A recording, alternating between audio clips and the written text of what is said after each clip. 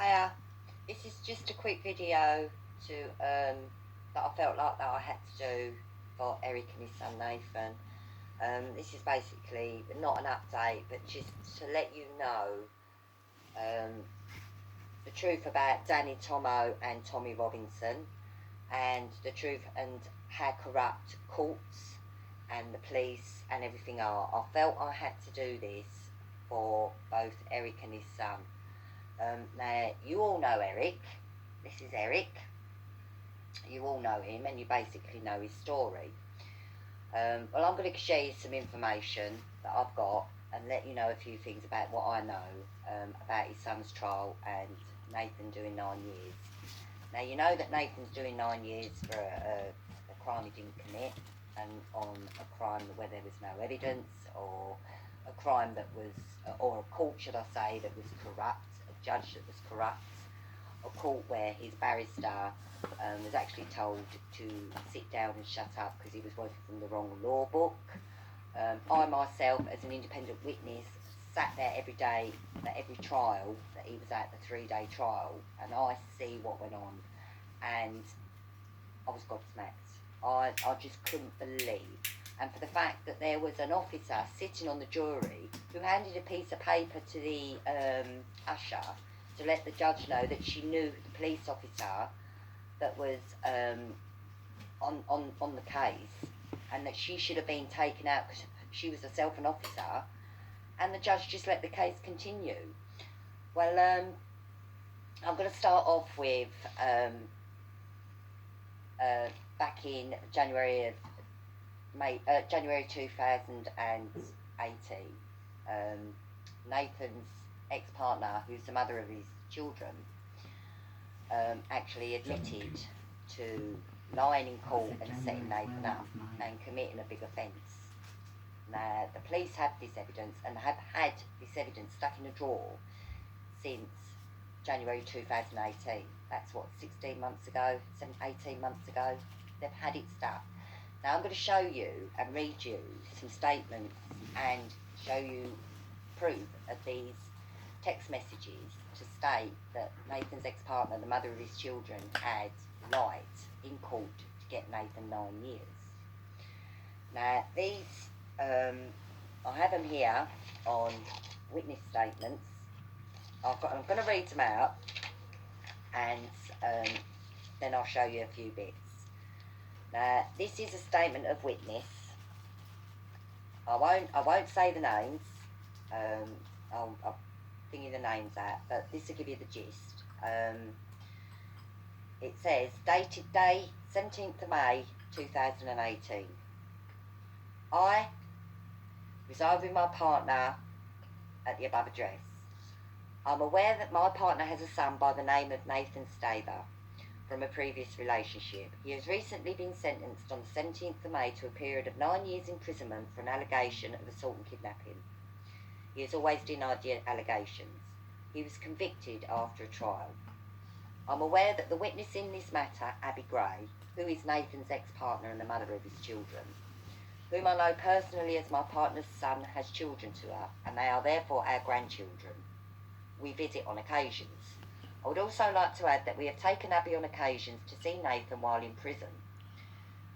In relation to taking her to see Nathan, I can confirm that during the journey there was myself and Abby was indicated that she had lied to the police and indeed given false evidence in court, and she confirmed that Nathan and Darren Roberts had not committed the offence, and she also indicated that she'd been put under pressure to lie by Ashley Stringer. I can also confirm that when we went to visit Abby, having spoken to her first in order to go and see the children, I believe it was in the February half term, and whilst we were there, I noticed an injury that Abby had got to her face. She was in conversation with about that. I was in the same room and could hear the conversation and what was being said. I was trying to play with the children to distract them, but also listen to what was being said. In a nutshell, the conversation was that Abby had told that she had lied and that she had been put under pressure by Ashley Stringer and his family to make the statement and indeed to give evidence in court, which was false. I'm also aware through conversation with, and indeed what Abby had said, that she fully intended of calling to her to go and speak to solicitors and also speak to the police to indicate what she had done wrong.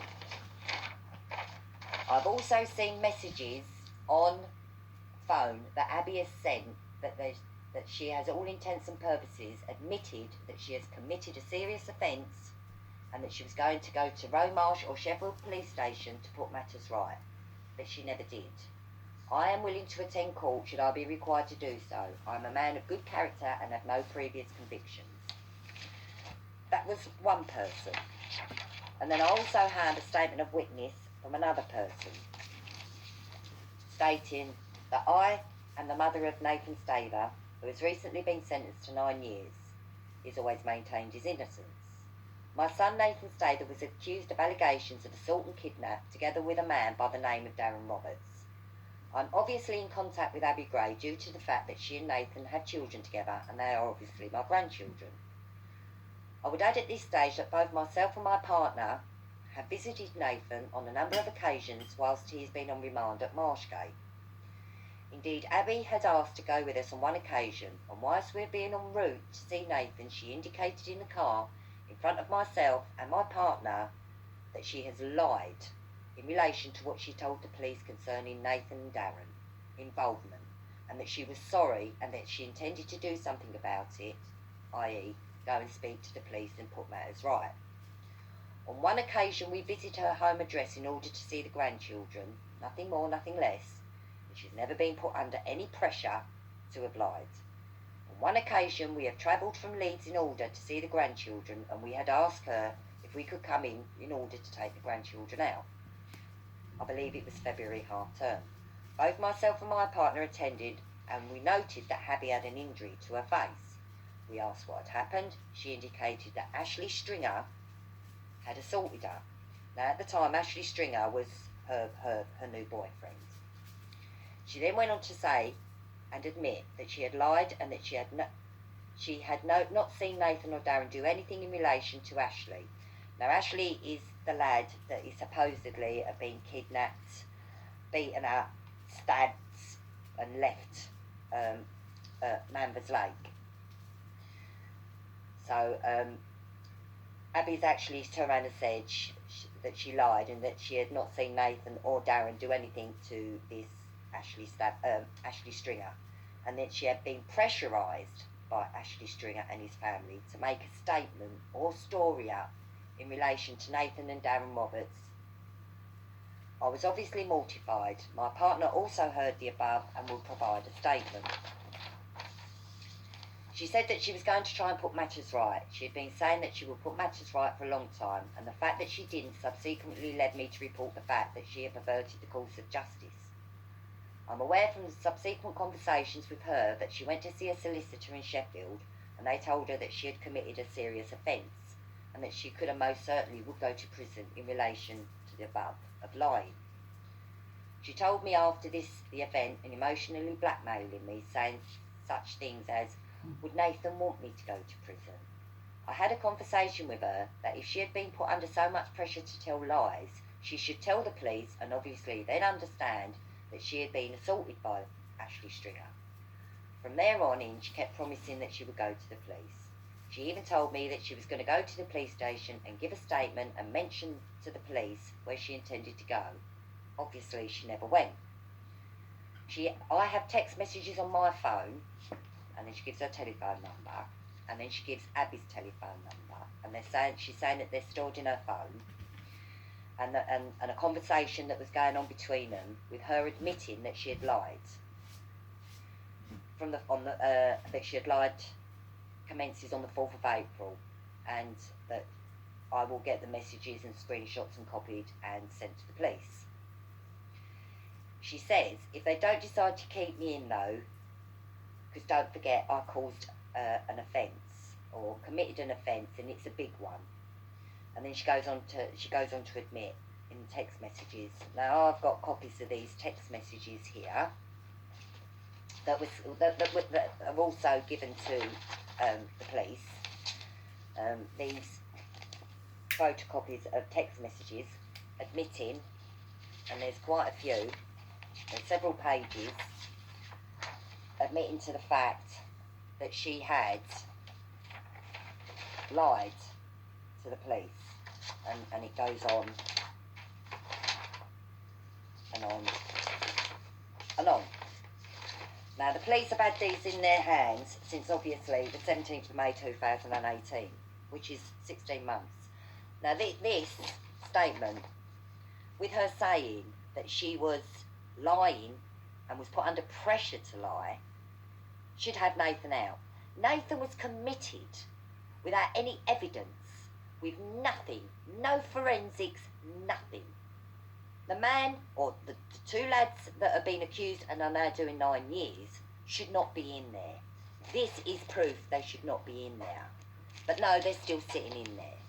And Eric has tried everything to get his son out. But because of what Eric knows, and what Nathan knows about social services and how corrupt the police and that are, they're doing their best to keep him in. Now, some very sensitive paperwork. I mean, Eric does a lot of, or he has done a lot of research, and he does a lot and helping that towards young girls, or, you know, those, he looks into the girls that have been abused from Rotherham police and what have you. And you've all seen a video that he done one for about a young lass who gave him proof of that when she was 12, she was gang raped and she had her child taken away from her, and it's very, very upsetting. And it was handed to Tommy Robinson. Well, it wasn't. It was actually handed to Danny Tomo, and it was seen. There was witnesses to say that they'd seen, or they were with Eric when it was handed to Danny Tomo.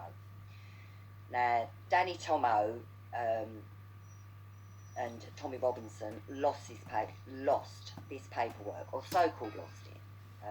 We think it was handed back to the police, and there's a lot of sensitive information in there. Now, not just myself, but a lot of other people have actually personally messaged Tommy before Tommy was put in prison. Was messaged Tommy Robinson and Danny Tomo asking where this paperwork was. Now, it took months and months and months, got no reply. Eric himself had asked, personally messaged and asked what had happened to his paperwork. And the replies, I've got them here. Let me just get them. The replies that was given back are all messages here. Individual messages that were sent back to a young lady who had asked about Eric's paperwork, and all she got back was, I'll read you one. It says, let me find it. It's saying, basically, why are you asking a random question? I have no idea what was in the paper. This is Danny Tomo. He's saying he's no idea what was in the paperwork.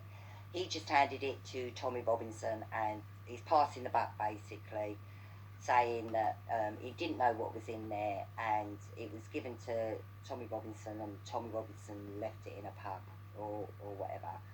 But it's saying that the paperwork was to do with a Rotherham case, and now all the evidence is lost, and he's basically passing the buck.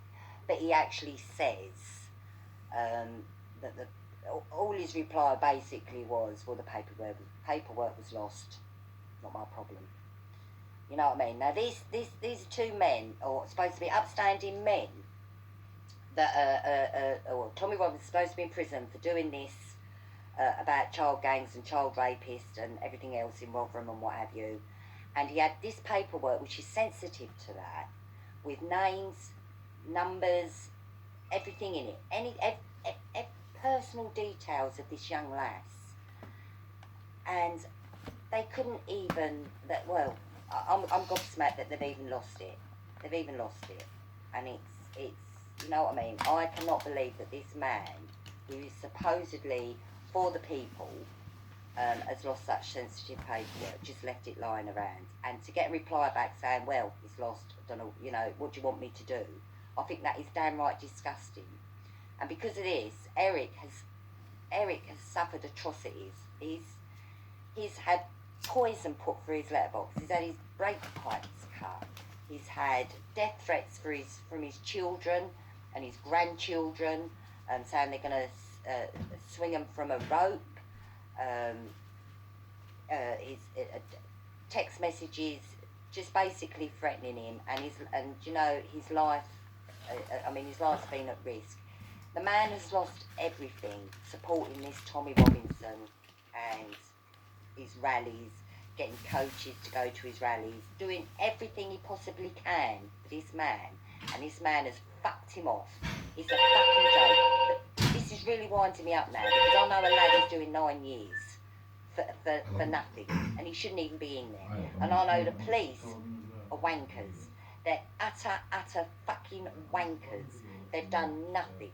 Not a thing. This evidence here, with messages from the lads to say she set Nathan up, and the police have had it stuck in their jaw for 18 months and done nothing. Not a fucking thing. I don't mean to swear, but it really, really boils my blood. It really does, to know that Eric is fighting for his son, and not just for his son, but young lasses that have been abused, gang rapes and everything else. That man is on his laptop or whatever, 24/7, trying to help or do whatever he can for these people. And he's getting nowhere, because the fucking police are just... Now I'm going to tell you something as well. I had an officer round to mine because I was stalked to work one day. And I reported it to the police, right? An officer came round to my home. He come in, he took a statement from me, and he looked at a photograph on my mantle, and he said to me, "Who's that?" So I said, "That's my partner." "Oh, I don't like him." And I just looked at him. He gave me his card with his personal number on and said, "Phone me whenever you want." He said, "You're the best thing to have ever come into this village." And I thought, hang on a minute.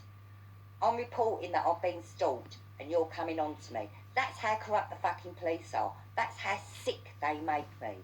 I'm a vulnerable woman that was shaking, had to be brought home from work because I was stalked. And the copper that came round to take a statement come on to me and then started dissing the picture of me and my partner on my mantelpiece, saying he don't like him. You know what I mean? This is how corrupt and disgusting the police make me.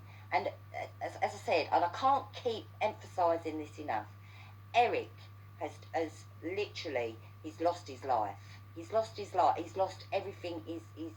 He's fighting for his son. And because he's fighting for his son, he's trying to deal with the paperwork that's supposedly gone missing from being handed to Danny Tomo and Tommy fucking Robinson. He's lost everything. The police are not doing nothing, and that man has done everything.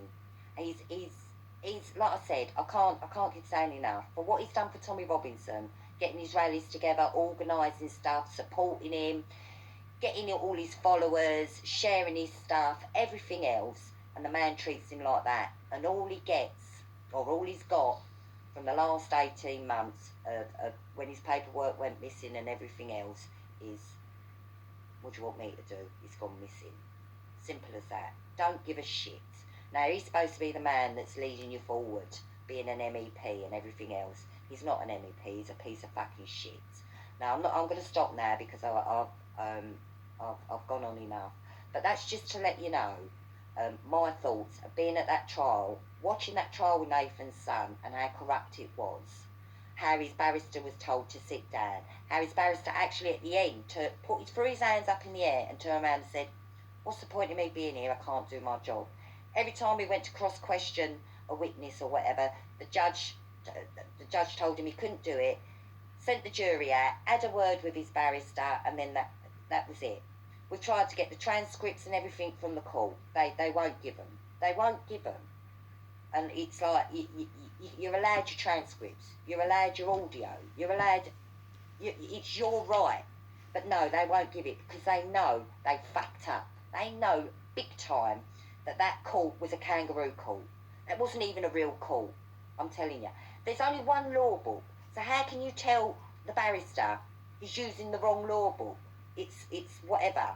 And his look on his face, you knew that it was like, hang on a minute, that's not right. He could not do nothing. That court, that trial was was bent as a two-bob bit, is what they say. So that's all I've got to say. I mean, I've blabbered on for 20 minutes, but that's my views. That's the evidence to get Nathan out of prison. And it's been sitting in a drawer for 18 months. It makes me sick. And because of that, Eric's lost everything. And he's had his life put at risk. And he's reported it to the police. And he went there with a witness to the police to show them text messages he'd got threatening him and his kids and his grandkids and his life and everything else. And then the officer sat there and said, what do you want me to do? I'm a PCO. Now, there's been a threat of murder. You know what I mean? And then and the officer sits there and says, what do you want me to do? I'm a PCO. I'm a police constable. What the fuck? Do you know what I mean? What the fuck? This is how disgusting and traitorous our police and, well, I'm going to say it, they're all a bunch of fucking pedos. They're pedo-corrupt officers, the whole fucking lot of them. Do you know what? I wouldn't trust a copper as far as I could throw him. So, but like I said, that's his case. That's still ongoing. And as I said, that lad should be out by now. It should have been out with this evidence alone. With this evidence alone that has been given and been sitting in a drawer for the last 18 months, that boy should have been out. But no, they're keeping him in because of what he knows. It's simple as that. And they're making Eric's life hell because of what he knows. So I'm going to leave you with that. And you make your own minds up. But I'll tell you what, Danny Tomo, Tommy Robinson, calm as a bitch.